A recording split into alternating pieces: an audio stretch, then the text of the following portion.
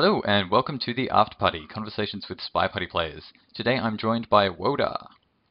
Hello. Hello da, Wodar, Yoda. That never That, heard that one before. hello da or Yes. Yoda? Both. Both. Most of the time, John makes fun of how my name sounds like water instead. Yes. We're in deep waters here. So anyway, you were brave enough to volunteer coming on the show for probing questions into your history in Spy Party. Absolutely any question. Any questions? So I guess the obvious place to start off would be where did you hear about this game and what got you interested in playing? Well, the interesting about where I heard about this game is that I don't remember. Oh, never mind. I do remember where I heard about this game. It was from an article on GameSpot, I believe. Talking about this small indie game that was really interesting, saying hey, one person's a spy, another person's a sniper. It's very intriguing, right? I was oh man, that's pretty awesome. So I went to the website and stuff, and well, this is before your time, but it used to be a closed beta. No, I was in since closed beta. Oh, never mind then. I apologize. Yeah, so as you know, in the closed beta, you had to put your name on a list. In a hat. You had to put your name in a hat, and then Chris would draw it out at random. Yeah, and well, it's not exactly random. It's he would do it such that he'd do some amounts from the oldest, and then some random numbers, some random people also. If that makes sense. Yeah. There was the first 707 that he was looking at getting in, and then after that, doing it in small batches. Yeah, it feels like a long time ago, but it was for a long time this Herculean task of Chris getting the network infrastructure to run. So for 2 years, that was just all he was working on. Yeah, actually, were you in the were you part of the Spy Party community before I joined? October 2012. I joined, I think 2012. Let's check. Let's find out. Real time here. We're going to learn who came into the Spy Party beta first. It's somewhat confusing to me because I started with a different profile. So for Sharper, it says mid 2013, but I joined with the other profile in 2012. Yeah, I joined 2013, January 20th at 12:05. Okay, so just 3 months off. Yeah, so you read about it on a GameSpot article. So that was during closed beta, and you had to put your name in, and then I put my name into the raffle. Okay. Yeah, and I think it was almost 2 years or something by the time I actually got my name. So I heard about it around 2011. 2011, 2010 time. Yeah, it does make you realize, reminiscing on this, just how long in development Spy Party's been. It's wow, what was I even doing in 2011? Goodness. Yeah.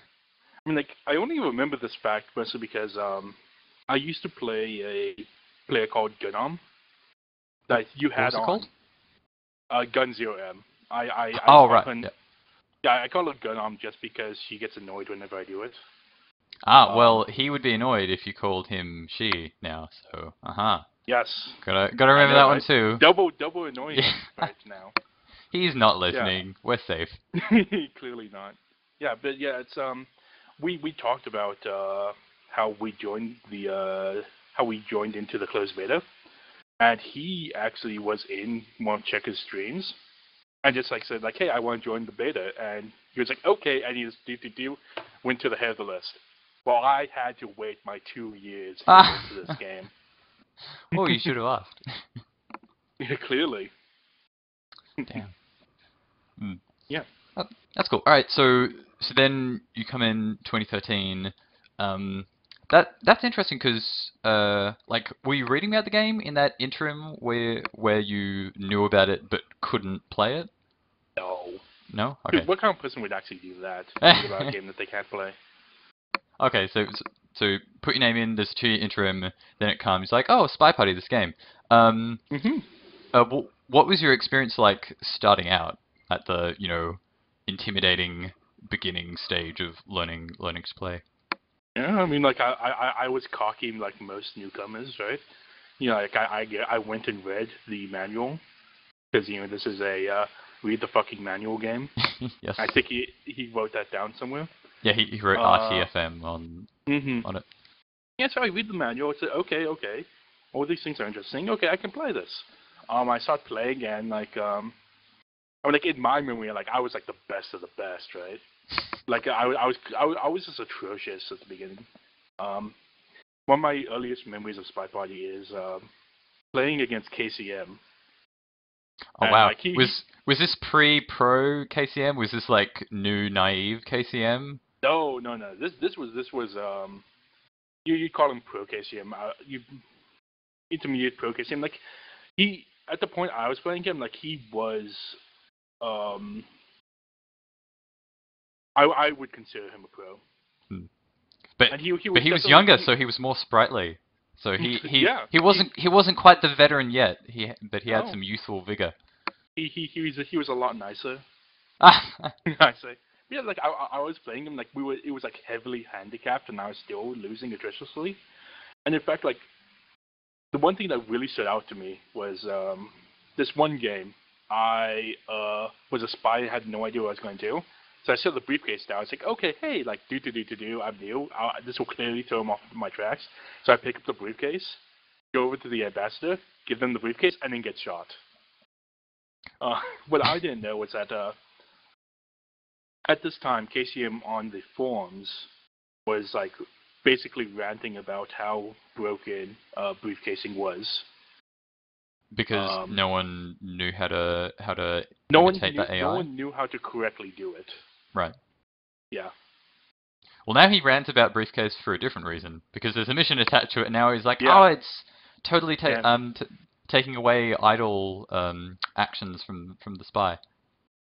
Exactly, and that's definitely a legitimate claim. Yeah, like going back to that, it's like that gave me like the fear of ever touching a briefcase ever again until we finally got that damn fingerprint ambassador. Fingerprinting. Yeah. In fact, like I as a spy never touched the briefcase willingly from that point on until fingerprint became a mission. Huh. No, it is interesting because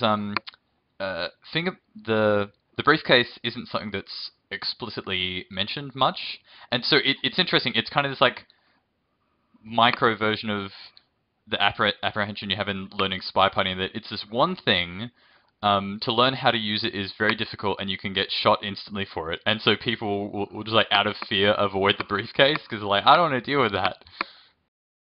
You say that, but actually, a fun little tidbit is that in the manual for Spy Party that new players still look at today, they talk.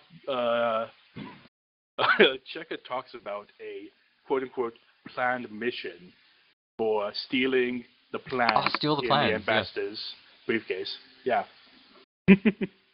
I wonder if that'll still go in. Steal the plans from the briefcase. Do you think that idea could be useful? Or that it could mission idea? I mean, like it sounds like a fun mission. The problem, the whole problem is like it's the same problem with a lot of like statue missions or bookcase missions. Is that there's only one place you can do the mission at. So any sniper worth his weight in gold could very easily just keep track of whoever touches the briefcase. Right. And also because like this at least in my head, like the steal the plans from the briefcase would be like a hardtail, so there'd be an animation with it, and that would be pretty hard to pull off. Yeah, that's interesting because Fingerprint's kind of interesting from that standpoint in that it's a soft tail mission, but the most likely thing you're going to touch is the briefcase, and that's a point of focus for the sniper since it's one thing and there's a specific animation to people picking it up. So it feels like it kind of balances itself out. So yeah, that's an interesting point, that if you had then a hard animation to stealing the plans, it would be pretty tricky to hide, especially since it would have to involve, I guess, like the spy's opposite hand going into the briefcase, and I Who assume knows? yeah, and like that would also require like a custom animation while they're walking. So Mm-hmm. hmm. Oh, that'd be really nice if you had to do it while you're walking. But Well, I assume it'd be like Bug, where it's something you can do stationary or walking. That's my guess. that'd be fun actually. Hmm.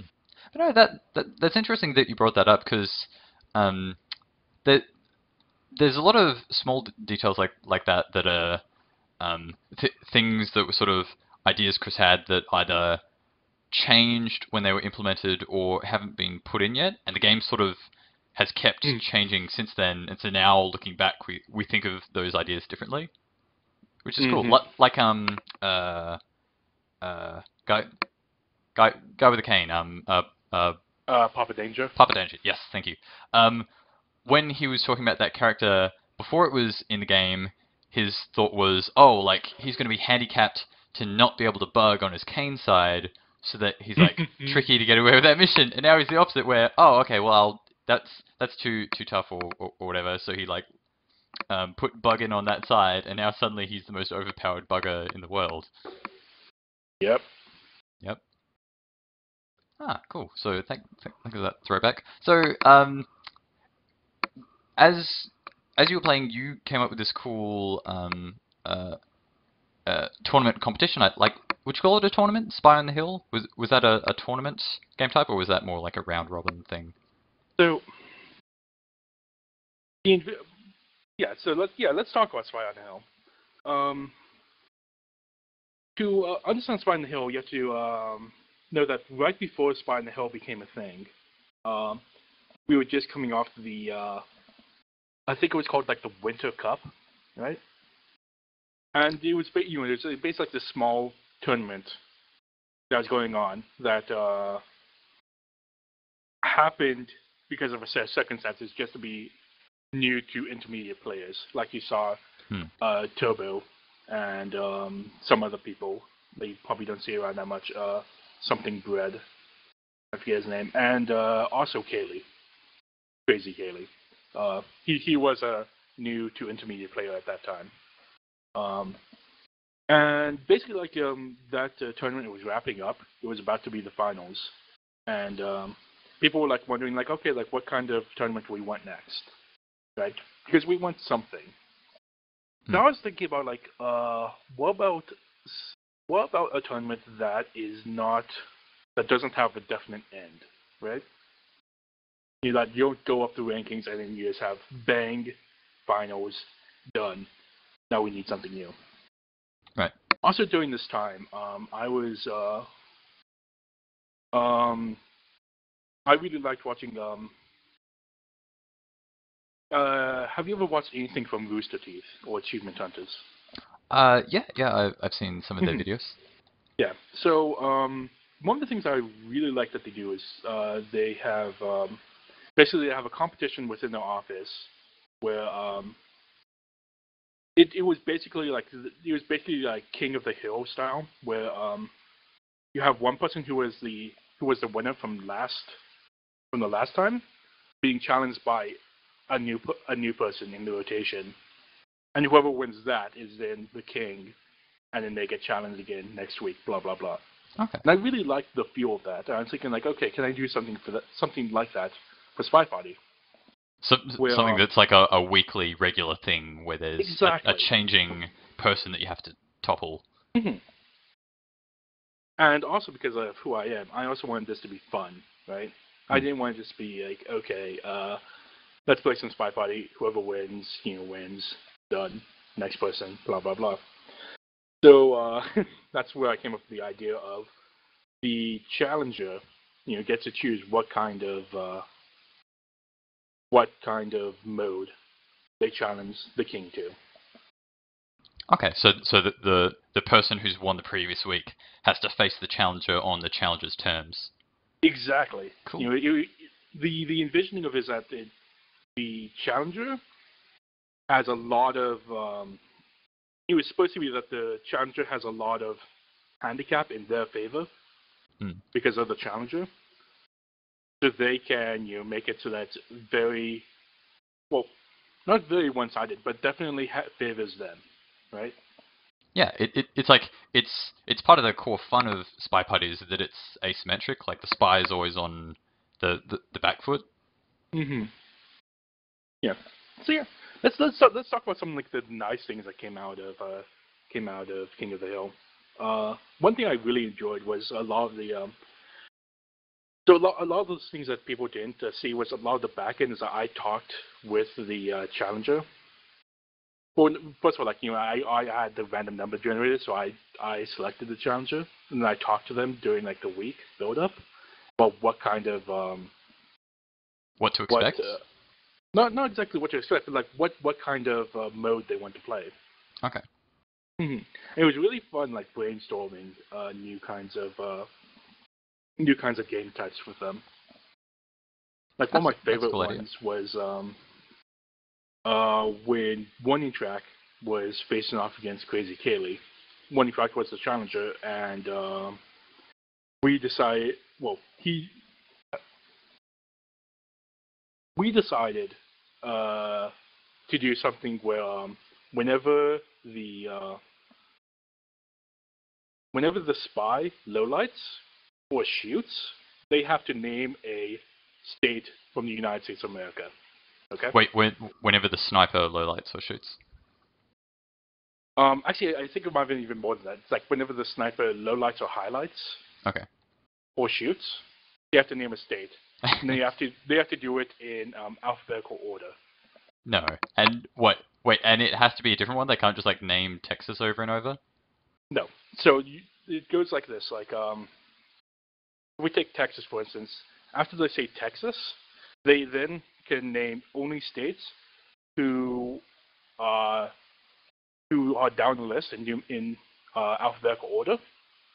They can name any of those, but as soon as they name one of those, they lose. Yeah, I'm not explaining this too well. Okay. Right. So Imagine you like have if they said Washington, they then have to say Wyoming because it comes yes, after in alphabetical order. Okay. yes, and Okay. Wyoming Cool. is That makes sense. the last one. Hmm. But they didn't have to say the one that's directly after. That was the Right. whole point. Is that you can say anything that's after it alphabetically. Okay. Um, Sounds like yeah, a and fun challenge. it was really fun. And like one of the great things about it was that what happened was that because of this, whenever the spy shot, they'd always yell Wyoming, Wyoming. Nice. Because Awesome. that's always the last one that you can shout, so they Yeah. always shout that for shooting. And it was really well done, I feel, for an audience to watch. I think. Cool. And it got a lot of people streaming competition play as well, which was very useful. Yeah. Yeah. Also, another thing that to talk about for Spy on the Hill was that it was also done live. Oh, was it? Mm-hmm. Yeah. So the whole thing was actually Like a live. weekly event sort of thing. Mm-hmm. Yeah. It was done mostly by Turbo and Warning Track until except for the one time that Warning Track the one time that Warning Track was actually the challenger. Yeah, it was a live event. It was done on I don't know, maybe Friday. I forget what day it was. It was really fun. That's cool. I really enjoyed playing it all together. But what I heard happened was that eventually Kaylee just stayed at the top forever. Is that true? Oh, so it was not just eventually. The original Spy on the Hill was Kaylee against Drawn Onward. Okay, so And Drawn Kaylee Onward was the king, or the spy on the hill. They were both challengers at this point. Okay, So right. I just decided what game mode that they did. You know, I just gave them a random game mode, and they did it. Right? Okay. And Kaylee won. Okay. What they did. Actually, if I remember correctly, they played horse, is what they did in Spy Party. So basically, what they did was that the spy chose a game mode to do, and if they won that game mode, then the opponent has to do that same game mode, and if they lose that game mode, then they get a letter. Okay, yeah. Mm-hmm. Yeah, so it's like that. It actually took a long time. That was actually one of the worst game modes, just because of how relatively hard it is to win a spy at that point in time. Even with like a handicap like that. Yeah. What was I gonna say? So Kaylee won that Kaylee first one? won the first one, and then never lost.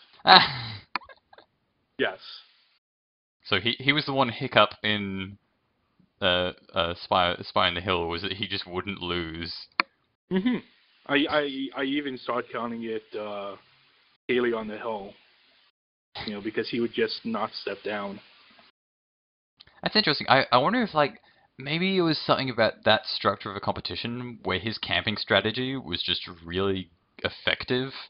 Maybe It was not that. It was more because he was just better than everyone. He's more. It's like this is a weird complaint, but it was basically that the community was too nice. Okay. Well, they weren't actively trying to usurp Kaylee. No, it was that you know how I talked about how like the challenger decided on the game mode. Yeah. Yeah. So none of them actually took this to a degree that that they gave them a really large edge in the competition. Like doing any 4 of 8 or something like that on ball rate. rate. Like not only that, it's like say like I do 4 of 8 and you do like 7 of 8, right? No one wanted to do that. They always wanted to have it so that the spy and sniper were balanced. So that like they always wanted to have a balance between spy and sniper, which then meant that there was a balance between Kaylee and the opponent, because they always traded off. Well, maybe it was just that everyone who's there was there to try and see if they could beat Kaylee without using a handicap. They're like, no, I'm like gonna be good enough to take him down. And like the longer it goes, the more that sort of like egoic motivation is emphasized. That right, I'm finally going to be the one who takes him out without like resorting to handicapping him. Maybe that's what everyone's thinking. That's definitely an argument there, and maybe that's one thing. Like I did take into account the people's egos and trying to do this, because like it's supposed to be fun. You're supposed to have like an edge on him so that you would have rotations go through. And like one of the problems was actually I had KCM on relatively soon. I think he was like the 3rd challenger against Kaylee. And at this point, you would say that Kaylee was basically like an intermediate player, and KCM was an expert player. So what KCM did was actually he just did like completely random. So like each person would, as a spy, choose a completely random mission type and mission set. Yeah, because he wanted to have fun with it, and he did, and he was definitely more skilled than Kaylee at that point in time. Okay. And so like there was no point in him taking advantage of the handicap for the challenger. Okay, cool. Did he win? Did KCM win? Yes. Well, Kaylee was on the throne for the whole time, so I'd have to say no. It was kind of funny how KCM lost. Was actually he accidentally got beginner ballroom like 2 times as a spy. Yeah. Against someone who camps. Dead man walking. No, against anyone really. Yeah. Who was actually paying attention, you can't really win. But we did get very close for one of the beginner ballrooms, if I remember correctly. It's like I almost had it. I almost had it, you guys. I almost had it. But yeah, so like what led to Spy in the Hill stopping? Was it people were sick of Kaylee winning, or was it people wanted something else? I definitely had a hand in stopping it.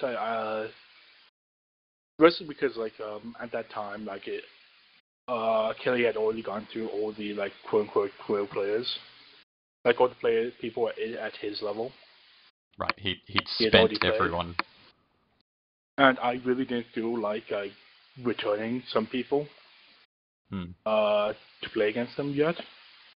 The original plan was to actually basically like usurp Kaylee, just take it away from him, and then just have 2 new fresh people. Was the original plan when I stopped it. Except for like it just didn't feel right. Also, I think like some of my like school studies started to start up again. Okay. I had to deal with. Was part of my problem. Yeah. Yeah. I was definitely one of the people that let it die. Though I don't feel that there was quite an outcry from the community of it dying that people actually wanted it to stay. Yeah. People were not complaining about taking Kaylee's throne away from him. Yeah. Also, it like the last King of the Hill was really an abysmal thing. Like when I was a challenger, and it actually just played off really badly. I think mostly because I was unable to keep track of time, so we ran over quite a bit than where I usually wanted to target. So, did I can't recall. Did the ladder tournament start shortly after Spy on the Hill stopped? Yes. It did. Okay. So that was like the thing people moved into after Spy on the Hill stopped. Okay. Yeah, because like if you think about it in a broad term, it was basically like a solution to one of the problems of Spy on the Hill of having not that many people play a week, right? So with the ladder, you'd have a lot of people playing each week, and then you'd just be streaming like the interesting games. Yeah, I suppose we should explain what the ladder tournament was. Oh. So it was any player could opt in, and there was a ladder ranking of all the participants. And if you won, you would go up the ranking and then be able to challenge people. I think you could challenge anyone above or below you, but if you beat somebody above you, you would take their spot. That was how it ended. It used to be different than that, but yeah, that was basically it. Right. But yeah, did you you were saying at this point you're a bit hammered with schoolwork. Did you participate much in the ladder tournament? Only near the end. Okay. And not that many times. Like I got myself to 9th place, and I was happy. Oh yes. What is it? All right. So that was the question I was gonna like find some way to work towards. Was what is your obsession with the number 9? Because that is a meme in the community. Is that Wodar is obsessed with the number 9. So are you happy that I brought it up, right? I'm very grateful. Or it's like you went through this whole interview without you ever saying anything. I just found a way. I hope. Anyway. Yeah. So I mean, there's nothing. There's like. You'd probably find this really disappointing, but like, there's nothing really that significant about the number 9 to me. Just that I really like that number, and it's the number I usually use with whenever I start a new account. Okay. And my username is already taken, so I usually put that number down. And I mean, like I was born on the 9th day of January. That's another place where it comes from. Okay. Mm-hmm. So it's just a number you like. Yeah. It's okay. Cool. It's a really nice. It's a really nice square number. It looks like 6 upside down. It's the last unit. That is true. It divides by a bunch of stuff. Well, not really. Well, but okay, no, sorry, 3 would. Yeah, never mind. It divides by 3, and 3 is a bunch of stuff, and yeah. Yeah, and 3 is a bunch of stuff.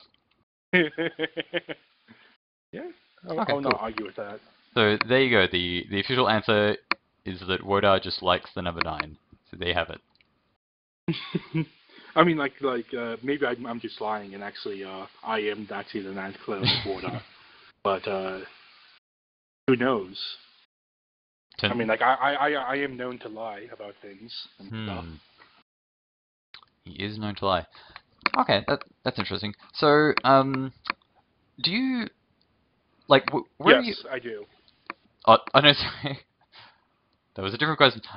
So, what do you find yourself with playing Spy Party now? Like, is it something that you do regularly? Is it something you do intermittently? Like, what are your playing habits like?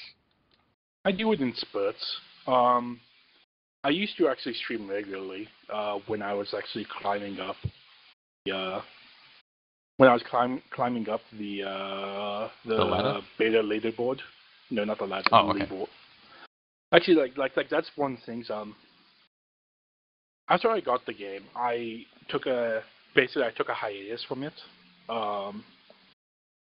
Firstly, because of like one thing or another. Like either I didn't find it interesting at that point in time, or other things were happening in my life. I forget which. Right. Or maybe both.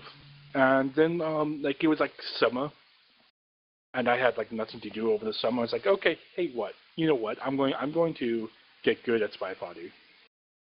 And then during that summer, I streamed Spy Party, and mostly brought on from watching Drawn stream Spy Party a lot. I was saying like, hey, I could do the same thing also. So I decided to stream Spy Party and chronicle my road to ninth place. That's kind of cool. So that was like the culmination, and then you just like stop after that. It's like, no, this is the journey to ninth place, and as soon as that happens, bang, I'm done. Yeah. Yeah, as soon as I got to ninth place, like I was a pro at that point, right? I made it. That's kind of cool. And now, that was my goal, ninth place. Cool. Well, that separates you from a lot of other players, and that you had a concrete goal. Like I don't think anyone else does. That's kind of interesting. I mean, yeah, I know I don't. Back to your original question. I play Spy Party. I play Spy Party in spurts right now, rather than on a regular basis. Mostly because it's sometimes hard to find an opponent. Even now, you find? Yeah, I mean, like unless you actually plan it. So I'm like, I think to understand about me is that I really don't like playing people who are new at the game. Oh, okay, like for mentoring matches or things like that. Yeah, okay. I don't mentor. Which John always. Yeah, I always told John, like I always diss John whenever he's mentoring. He should just do what I do and just don't. Okay. Yeah.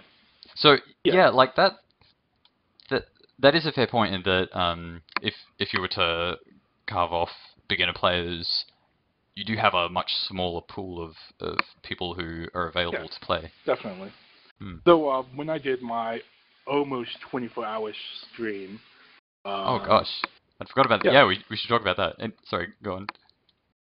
I mean, like there are definitely a lot more. There's the pool of players that I thought I can play without like needing a handicap of some kind is definitely larger than I first expected, and mostly because like I did not actually take into account how good intermediate players are because of replays and all the resources they have.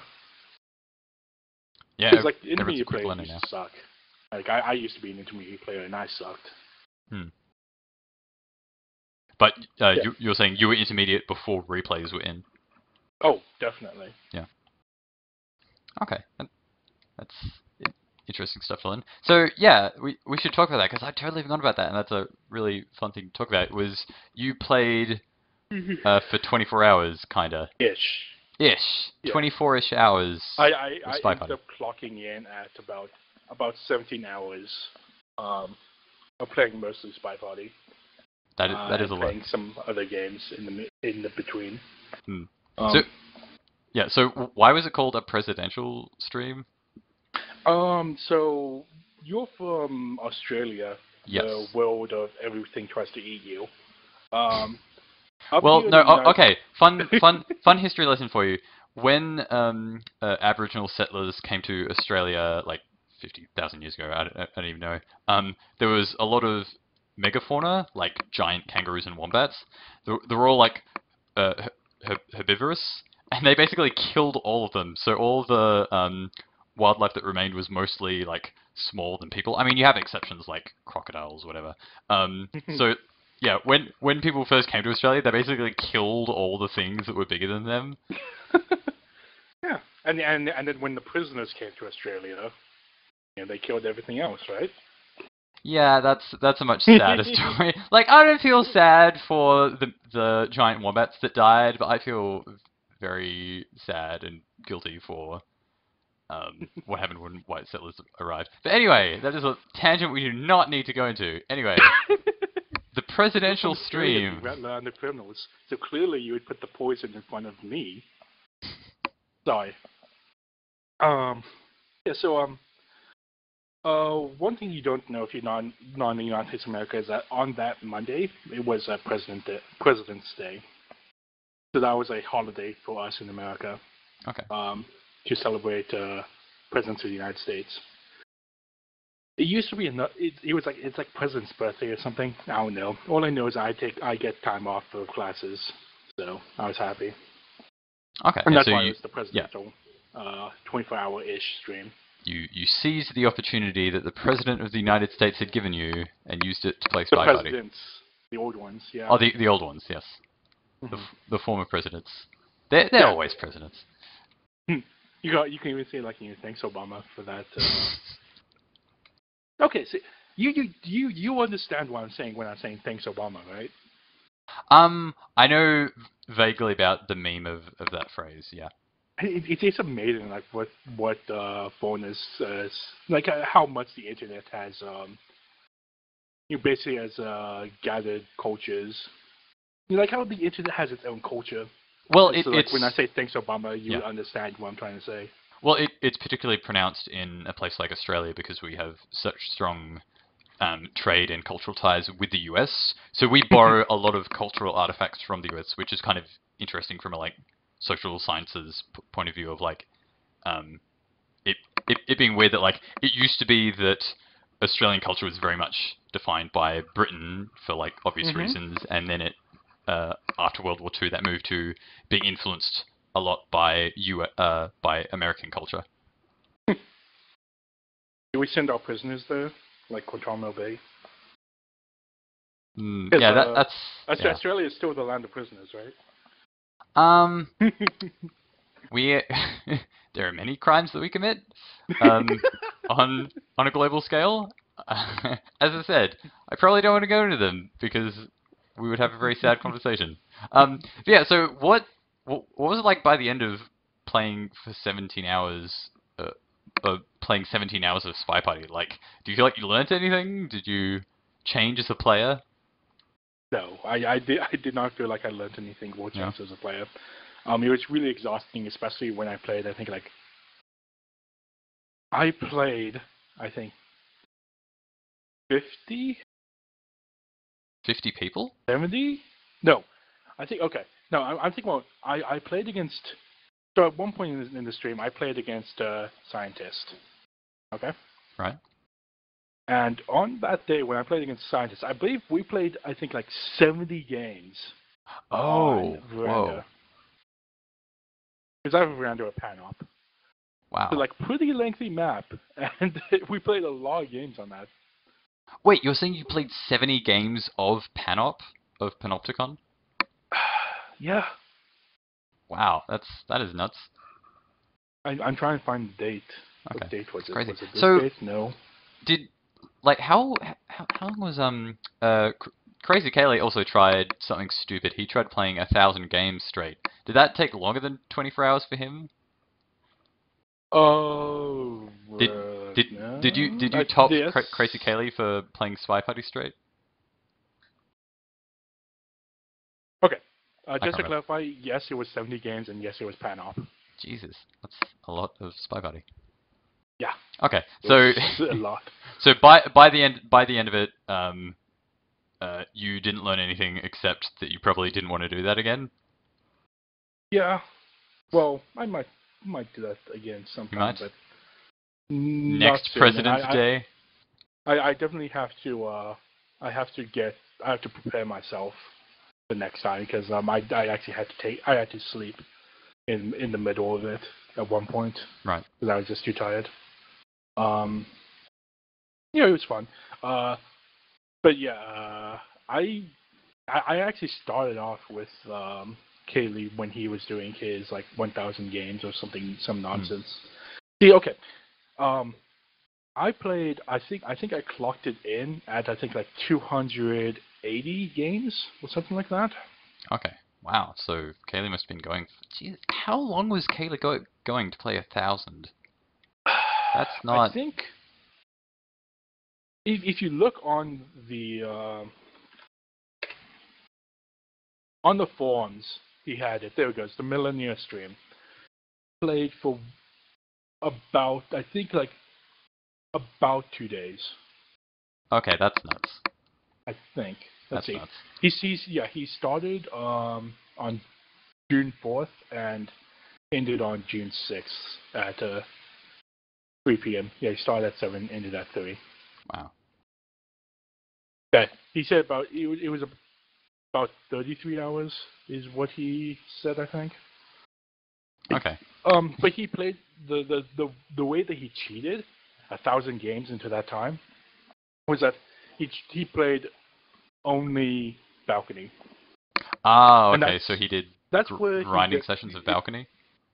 That's where he makes the joke of I've played 1,000 games of balcony. How am I not good at this?